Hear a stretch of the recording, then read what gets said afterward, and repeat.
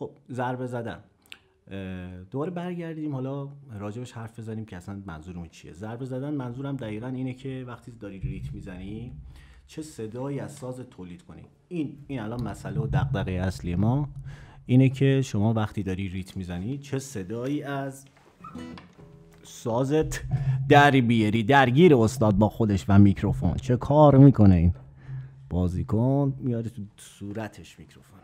ضربه باید باشه. حالا من هی تاکید دارم میگم زخمه باید باشه، در اصل باید زخمه باشه، یعنی صدا باز از اون چیزی که حرف زدیم خارج نشه.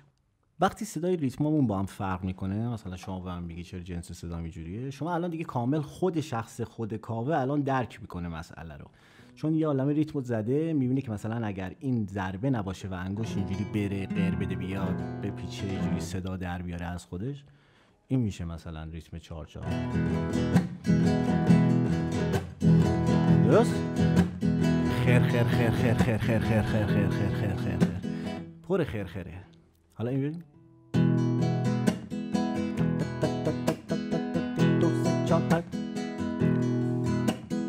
قبلی همچین چیز شلوول خسته در بداغو نیست. الان همچنان من شدت ضربم زیاد شد نشد، درسته؟ وقتی میگم ضربه چرا تاکید دارم میگم بیاین بگیم با هم دیگه به جای ضربه بگیم زخمه؟ وقتی میگی ضربه ناخودآگاه بچه‌ها فکر میکنن که دق مثلا بعد اینجوری ضربه است. ضربه منظور اینه که شما انگشت تو طوری از بالا به پایین و برعکس نبری که سیم‌ها رو متوالی بزنی. باید یه جوری انگشت تو با یه سرعتی، با یه نرمی و با نوک ناخن، با اینجا، یعنی بعضی از بچه‌ها ریتمو با اینجا میزنن، بعد میاد میبینی اینجاش همه زخمه، صداش هم کامل بده. با اینجا یعنی محدوده ریتم نوازی تو نصف این ناخونه است.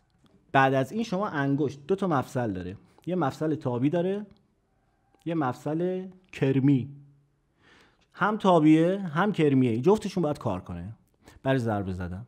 حالا وقتی میام اینا رو توضیح میدم بعضیا فکر میکنن که چقدر سخت و پیچیده. تو الان دستو اینجوری میکنی بعد میای اینجوری میکنی، الان سخته؟ سخت چیه میگه؟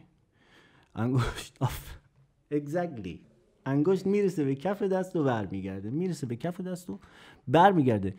خب حالا وقتی این یاد بگیره توپ خودشو پرت کنه مسئله راحت حل میشه.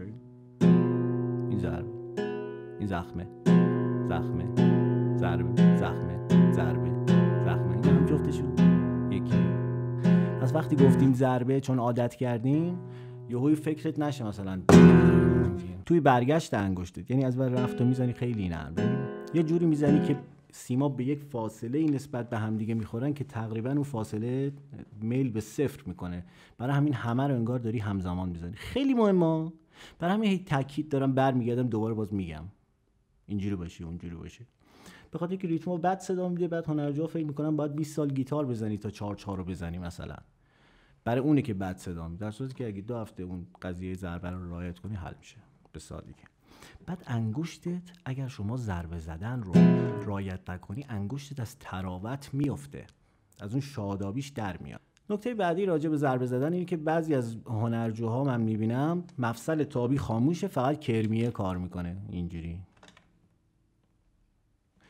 بعد جالبه بهش میگم خب دستو اینجوری کن، اینجوری میکنه. بعد میگم حالا اینجوری کن و اینجوری میکنه. بعد میاد رو گیتار دوباره اینجوری میکنه. چرا؟ چون ما قرار شد راجع به این چیزا حرف بزنیم، چون ناخودآگاهش مغزش فکر میکنه که الان باید اینجا یه کار عجیبی بکنه یا مواظب باشه چیزی مثلا منفجر نشه، الان اگه انگشتش بخوره به جایی همه چی میترکه، دنیا با یه همچین ترسی داره و میاد اینجا مواظبه. مخصوصا خانم‌ها چون یکم کمال گراترن خیلی مراقبن، همچنین حالا تو تعویض آکوردشون میگم بعدا خیلی مراقبن، تو پسرا هم زیاده. اینجوری خود میبینین چه صدایی میده، کاملا صدای بد و اصلا هیچی نیست در واقع، اصلا نباید وجود داشته باشه همچین چیزی. حالا اون مفصله فقط کافیه اینجوری ببین. یه مشکلی که بچه‌ها ناخودآگاه مفصل کرمیشونو در میارن میدونی چیه؟ اینی که این دستشونو نزدیک به سیم نگر میداره. خب وقتی دستو نزدیک میکنه به سیم چه اتفاقی میفته؟ خب انگشت دیگه جا نداره که تاب بخوره که. آفرین.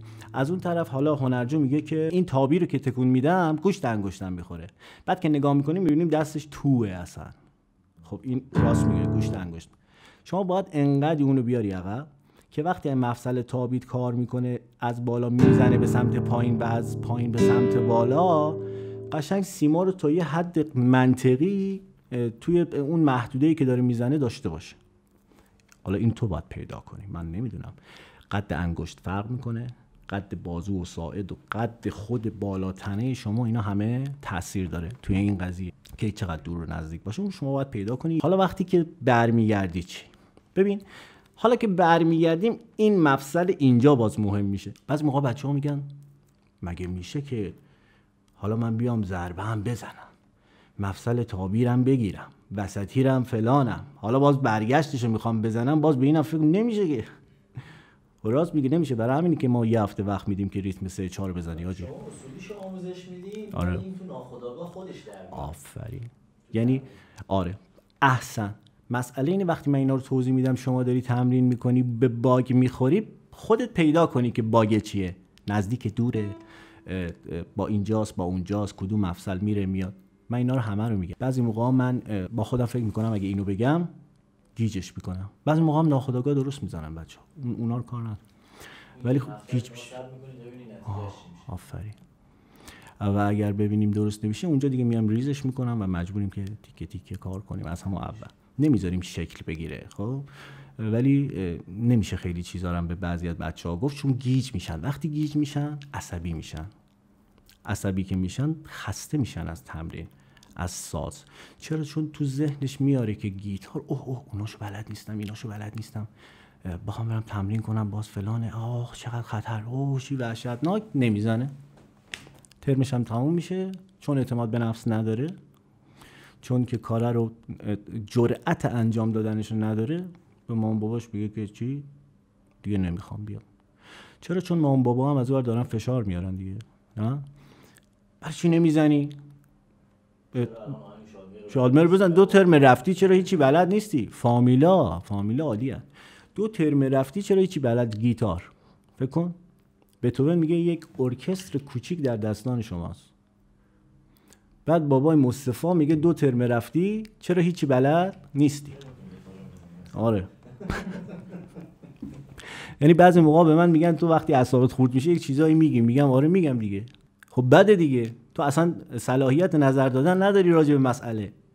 اگه اینجوری بود خب نمیذاشتیش، خودت یادش میدادی اگه فکر میکردی تو 2 ترم قراره. بعد هیچی بلد نیستم نیست بدبخت، 10-15 تا آهنگ میزنه بعد 2 ترم ولی او راضی نمیشه هنوز. پس وقتی میخوای ریت بزنی اولین چیزی که نباید داشته باشی ترسه. بعد میری سراغ اصول. شما باید ریسک کنی، بزن دنگ، بذار صداش دره. آفرین. بذار همه چی خراب شه، بذار مفصلات خراب کار کنن، بذار همه چی به هم بریزه. شما از خرابش به درستش میرسی. ولی اگه از اول خیلی مراقب باشی همش منقبضی، همش سفتی، مواظبی، مفصلت اینجوری نشه اونجوری نشه، و بعد میای هفته بعد برای من میزنی اینجوری.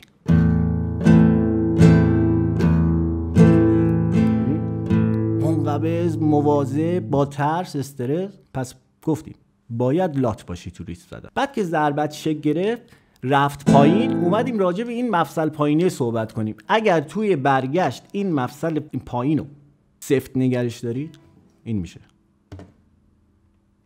یا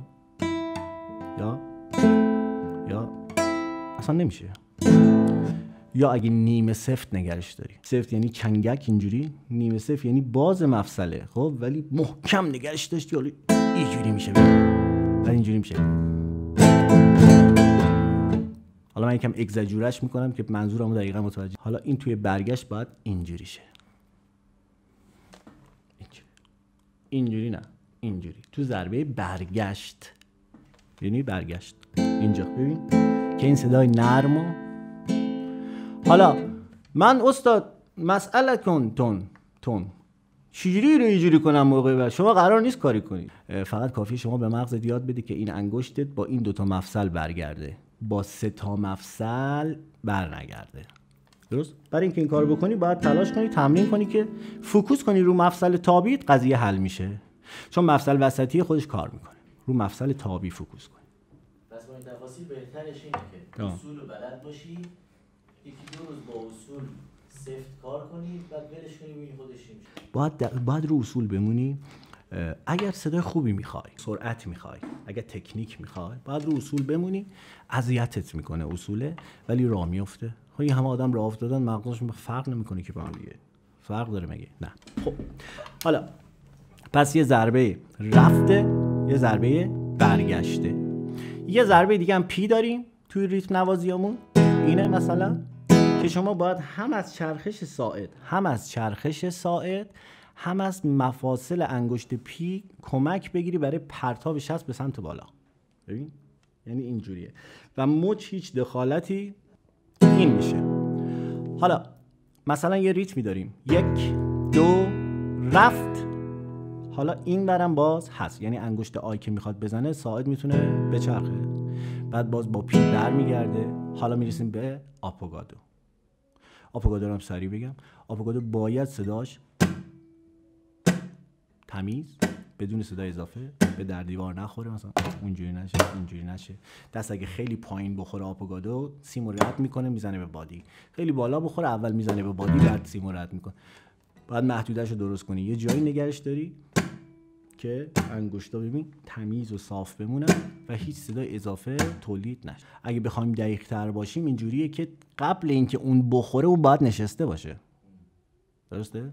اگه اینجوری نشه خب اول صدا میاد ببین بعد قطع میشه. پس اول این باید نشسته باشه بعد صدا نیاد، بعد که تو ضرب بزنی تاپ این اینجوری میشه. حالا مثلا ضربه‌ای خواهم تو ریتم استفاده کنیم، مثلا ریتم 4/4 رومبا، بهش فکر کنم باسانووا هم میگن همچین چیزی. یه ضربه بالا، یه ضربه به سیم‌های بالا میزنیم با انگشت آی، ولی انگشت از سیما رد میشه. گفتیم مثل اون ریتمای دیگه که نصفه داشتی اینجوری نگرش نمیداری. چرا رد میشه؟ برای که بعد از این قراره یه ضربه برگشتی بخوره. پس میشه 1 2 چرخش ضربه آی، چرخش برعکس ضربه پی، آپوگادو باز 1 ضربه برعکس، دوباره یه رفت داریم و یه دونه پی که میشه 1 2 3 4 5 6 7 8. 1 2 3 4 5 6 7 8. 1 2 3 4 5 6 7 8.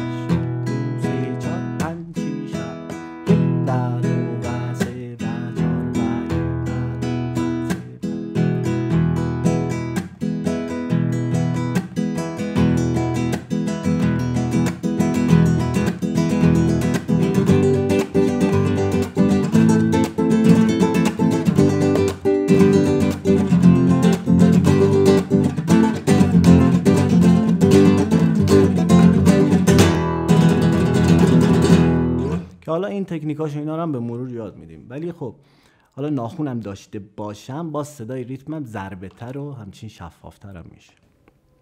خب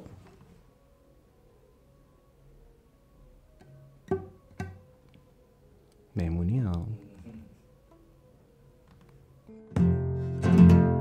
خب آقای کاوه خان بریم. تمومه، وقت رفتنه، وقت دفت قلبمه.